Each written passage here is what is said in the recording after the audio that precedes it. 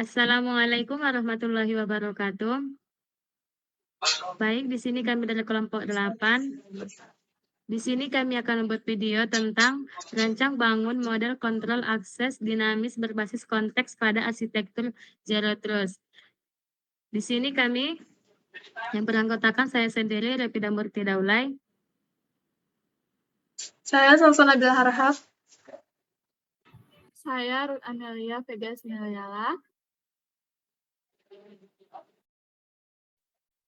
Di sini ada pendahuluan, yaitu perkembangan teknologi informasi yang pesat telah membawa banyak kemudahan dalam pengolahan data dan layanan digital berbagai sektor. Namun kemajuan ini juga memunculkan tantangan baru dalam menjaga keamanan informasi.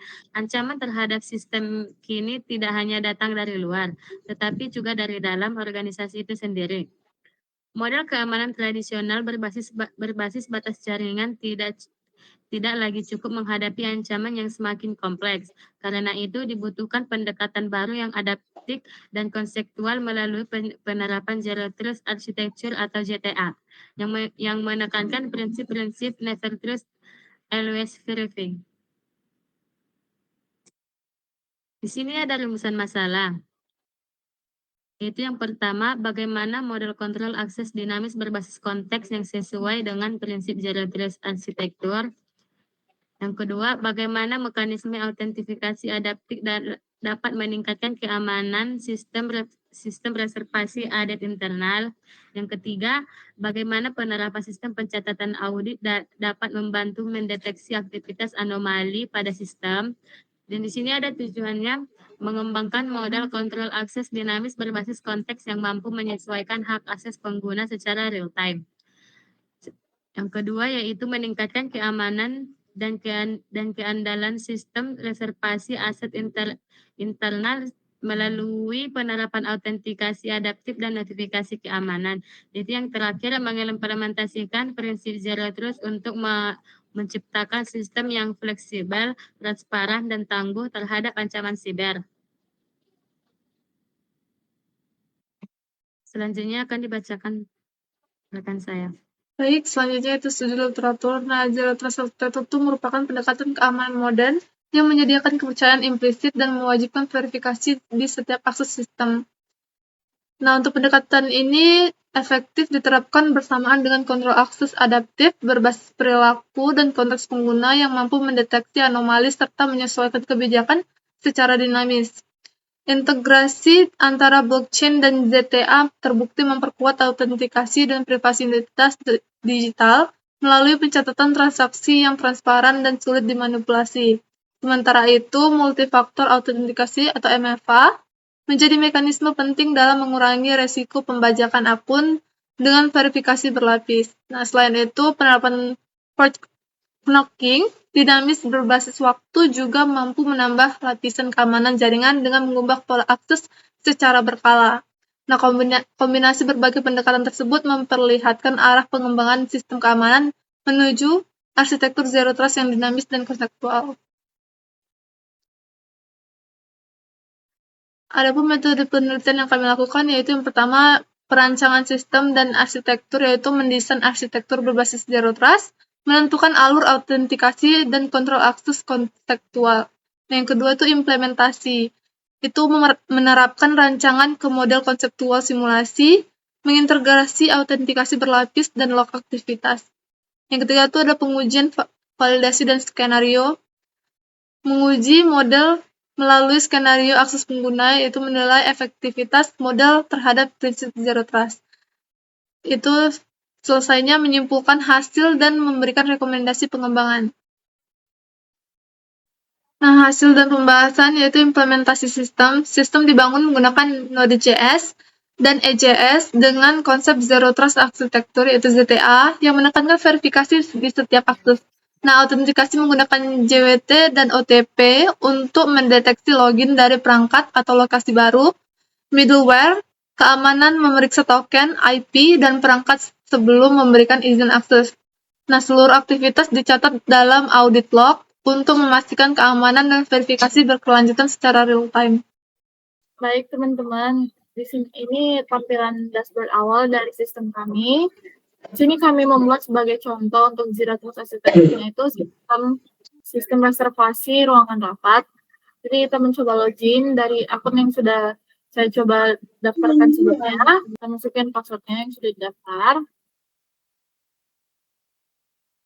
Baik, ini adalah tampilan dashboard admin.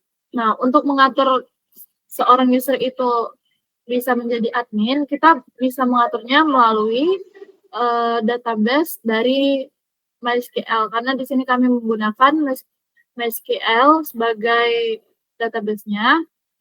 Nah, di sini yang pertama ada admin dashboard, di mana admin dashboard ini ada monitoring login terkini yang menerapkan RBAC atau Role Based Access Control.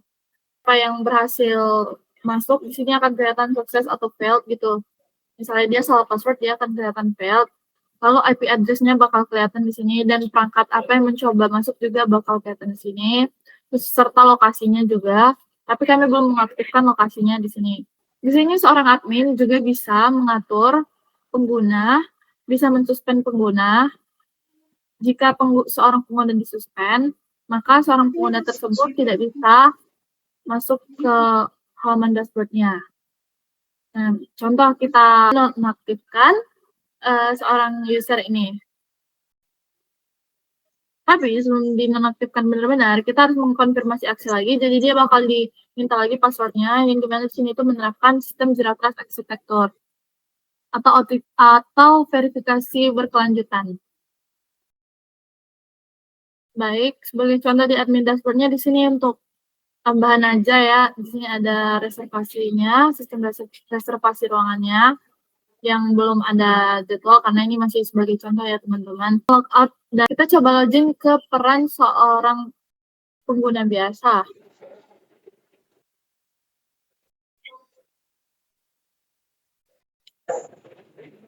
Nggak ngerti lah. Karena tadi saya sempat mensuspend seorang user biasa dari dashboard admin. Nah, jadi user tersebut tidak bisa mengakses akunnya di dashboard user tersebut. Jadi untuk kita perlu peran seorang admin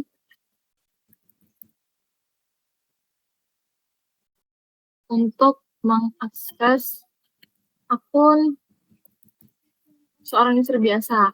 Itulah gunanya di sini. Jika ada aktivitas yang mencurigakan, kita bisa mensuspend seorang user biasa. Disitulah penerapan role-based access control-nya bekerja. Nah, jadi kita akan mereaktifkan kembali seorang user biasa. Oke, kita aktifkan. Berhasil ya, diaktifkan kembali. Kita kembali ke halaman login. Untuk login sebagai user biasa tadi dengan email terdaftar. Nah, ini adalah tampilan untuk seorang user biasa. Kita kasihkan di sini sebagai contoh reservasi ruangan ya. Ini adalah tampilan dashboard-nya, masih sebagai contoh saja teman-teman. Nah, penerapan Zero Trust Architecture-nya di sini itu ada di pengaturan keamanan seorang user biasa. Baik, di sini saya masuk ke pengaturan keamanan akun dari seorang user biasa atau pengguna biasa. Di mana di sini terdapat dua fitur yang menyangkut Zero Trust Architecture-nya, yaitu manajemen sesi dan manajemen perangkat terpercaya. Di mana manajemen sesi ini adalah sebuah fitur ketika seorang user biasa mencurigai adanya aktivitas yang berbahaya atau aktivitas mencurigakan, dia bisa logout dari semua sesi. Jadi dari sesi-sesi manapun yang login menggunakan akun itu bakal keluar ketika kita mengklik ini logout dari semua sesi. Oke. Selanjutnya ada fitur manajemen perangkat terpercaya. Ini adalah fitur yang mencatat daftar-daftar perangkat di mana seorang user itu login. Jadi dia di device mana login, dia bakal tercatat. Ini contohnya saya masih login di satu device di Windows, dia tercatat ini. Ketika saya mencoba login dari Android atau dari device lain, bakal tercatat juga, dan bisa mengklik fitur ini lupakan. Jadi dia otomatis nanti keluar dari device yang dipilih. Nah, oke, kita coba logout dari semua sesi. Oke, hasil logout. Evaluasi penerapan Zero Trust. Nah, model sistem kami itu mengikuti 3 prinsip utama Zero Trust, yaitu yang pertama ada verifikasi eksplisit, yaitu semua akses diverifikasi berdasarkan identitas dan konteks. Nah, yang kedua ada least privilege access, yaitu hak akses sesuai peran pengguna. Yang ketiga ada assume breach, yaitu tidak ada kepercayaan implisit bahkan setelah login berhasil. Nah, sistem dinilai berhasil menegakkan prinsip ini meskipun masih ada batasan pada deteksi lokasi atau VPN. Hasil pengujian. Nah, yang pertama itu ada fitur login dan OTP adaptif, yaitu statusnya berhasil, yaitu autentikasi 2 langkah berjalan, yaitu OTP hanya diminta saat login dari perangkat atau IP baru. Nah, yang kedua tuh ada fitur halaman login dan dashboard yang berhasil, yaitu halaman login dan navigasi dashboard responsif, proses masuk cepat dan stabil. Yang ketiga tuh ada autentikasi kontekstual yang berhasil kami terapkan, yaitu sistem mengenali perangkat atau IP terpercaya dan menyesuaikan proses autentikasi. Yang kelima itu ada fitur manajemen sesi. Berhasil, pengguna dapat logout dari semua perangkat melalui dashboard keamanan. Yang keenam itu ada notifikasi keamanan atau yang dikirim ke email. Nah, itu statusnya berhasil. Email tuh peringatan dikirim otomatis saat login dari perangkat atau lokasi baru. Nah, yang ketujuh tuh ada manajemen perangkat terpercaya yang berhasil. Daftar perangkat atau IP tercatat dapat dihapus untuk memicu OTP ulang pada login berikutnya. Yang ke-8 tuh ada fitur step up authentication yang statusnya berhasil diterapkan, yaitu OTP diminta ulang jika konteks berubah, yaitu miss device berbeda. Yang ke-9 tuh ada fitur audit log yang berhasil diterapkan. Seluruh aktivitas login, perangkat, dan perubahan konteks tercatat dalam database. Nah, yang ke-10 tuh ada fitur suspend dan reactive account yang statusnya berhasil kami terapkan, yaitu yang berguna akun tidak dapat login saat status nonaktif, akses pulih setelah diaktifkan kembali oleh admin. Yang ke-11 tuh ada fitur GeoIP detection, statusnya terbatas, yang sistem mendeteksi lokasi login meski akurasi terbatas saat VPN digunakan. Yang ke-12 tuh ada keamanan data login yang statusnya berhasil. Data kredensial dan sesi terlindungi. Token dihapus otomatis saat logout.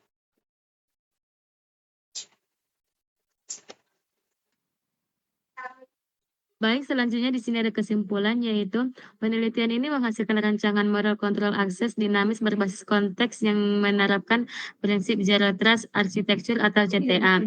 Pada sistem reservasi aset internal, sistem mampu menyesuaikan autentikasi berdasarkan konteks pengguna seperti perangkat, lokasi, dan waktu akses. Dengan adanya verifikasi berlapis serta pencatatan aktivitas, keamanan sistem menjadi lebih adaptif dan terukur.